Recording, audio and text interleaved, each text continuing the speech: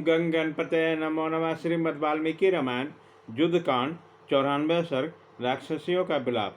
अनायास ही महान पराक्रम करने वाले भगवान श्री राम के द्वारा तपाए हुए स्वर्ण से विभूषित चमकीले बाणों से रावण के भेजे हुए हजारों हाथी सवारियों से सहस्र घोड़े, अग्नि के समान देदीप्यमान ध्वजों से सुशोभित सहस्रों रथ तथा इच्छानुसार रूप धारण करने वाले, स्वर्ण में धवज से विचित्र शोभा पाने वाले, गदा परियों से युद्ध करने वाले हजारों शूरवीर राक्षस मारे गए।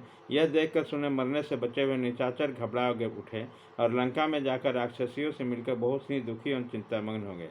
जिनके पति पुत्र और भाई बंधु मारे गए, वन अनाथ राक्षसियाँ झुंड के झुंड एकत्र होकर दुख से पीड़ित होकर विलाप करने लगी। हाय, जिसका पेट धंसा हुआ और आकार विकराल है, वह बुर्निया शूर्पणखा वन में कामदेव के समान श्री राम के पास कामदेव लेकर कैसे गई, किस तरह जाने का साहस कर सकी। जब भगवान राम सुकुमार एवं महान बलशाली तथा संपूर्ण प्राणियों के हित में संलग्न रहते हैं, उन्हें देखकर कुरूपा राक्षस उनके प्रति काम भाव से युक्त हो गई।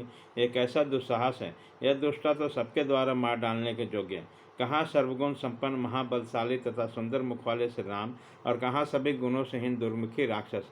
उन्होंने कैसे कामना की जिसके सारे अंगों में झुर्रियाँ पड़ गई, सिर के बाल सफ़ेद हो गए तथा जो किसी भी दृष्टि से श्री राम के योग्य नहीं है। उस दुष्टा ने हम लंका वासियों के दुर्भाग्य से खर दूषण अनन्य राक्षसों को विनाश के लिए श्री राम का घर्षण, उन्हें अपने स्पर्श से दूषित करने का प्रयास किया था।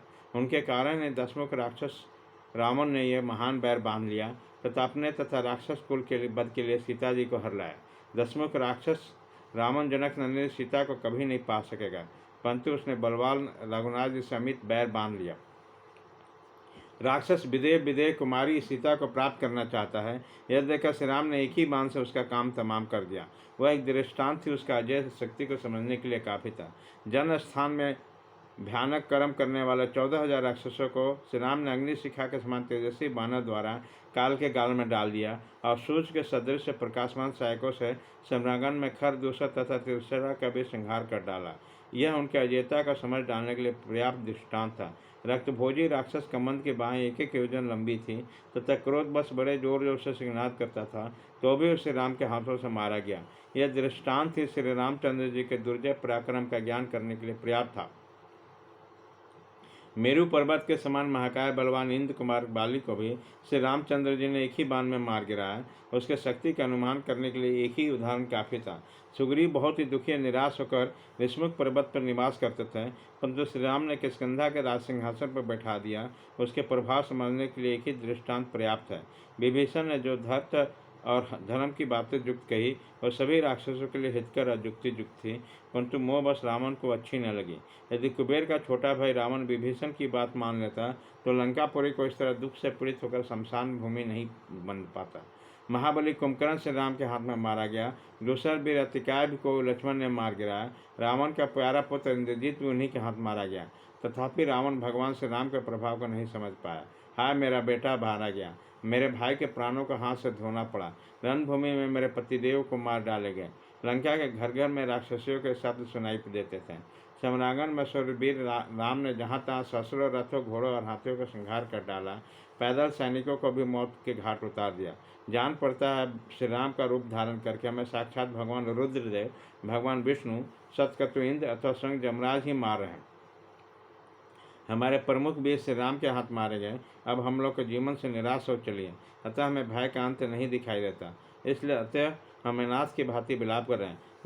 दशमुख रावण सुरवीर है, इसे ब्रह्मा जी ने महान वर दिया था। इसी घमंड के कारण वह श्री राम के हाथों से प्राप्त हुए महाघोर भय को नहीं समझ पाता है। युद्ध स्थल में श्री राम जिसे मारने को तुल जाए, उसे न तो देवता, न गंधर्व, न पिशाच, न राक्षस ही बचा सकते हैं। रावण के प्रत्येक युद्ध में जो उत्पात दिखाई देता है, वह राम के द्वारा रावण को विनाश की ही सूचना दिखाई देते हैं। ब्रह्मा जी ने प्रसन्न होकर रावण को देवताओं, दानों और राक्षसों को ओर से अभयदान दिया था। मनुष्य को ओर से अभय प्राप्त करने के लिए याचना ही नहीं की थी। अतः मुझे ऐसा जान पड़ता है कि निसंदेह मनुष्य की ओर से घोर भय प्राप्त हुआ है, जो राक्षसों तथा रावण के जीवन का अंत कर देने वाला है। बलवान राक्षस रावण ने अपनी उदित तपस्या वरदान के प्रभाव से जब देवताओं का पीड़ा दी, तब उसने पितामह ब्रह्मादि की आराधना की। इससे महात्मा ब्रह्मा जी संतुष्ट हुए और उन्होंने देवताओं के हित के लिए उन सबसे महत्वपूर्ण बात कही। आज से समस्त दानव तथा राक्षस भय से युक्त होकर नित्य त्रिंतर लोकों में विचरण करेंगे। तत्पश्चात इंद्र आदि संपूर्ण देवताओं ने मिलकर त्रिपुरनाशक वृषभध्वज महादेव जी को संतुष्ट किया। संतुष्ट होने पर महादेव जी ने देवताओं से कहा, तुम लोग के लिए हित के लिए एक दिव्य नारी का आविर्भाव होगा जो समस्त राक्षसों के विनाश का कारण होंगे।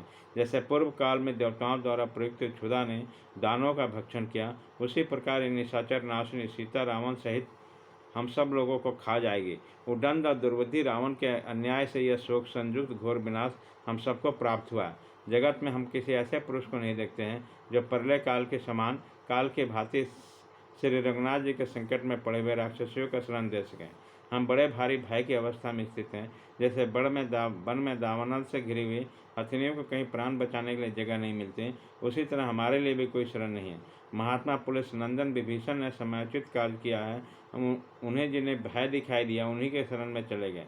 इसी प्रकार निशाचर की सारी स्त्रियां एक दूसरे के भुजाओं में भरकर आर्तभाव विषादग्रस्त हो गई और अत्यंत भय से पीड़ित होकर अति भयंकर क्रंदन करने लगे। इस प्रकार श्री वाल्मीकि निर्मित आस रामायण जो आदि काम में युद्ध कांड में 94वां सर्ग पूरा हुआ।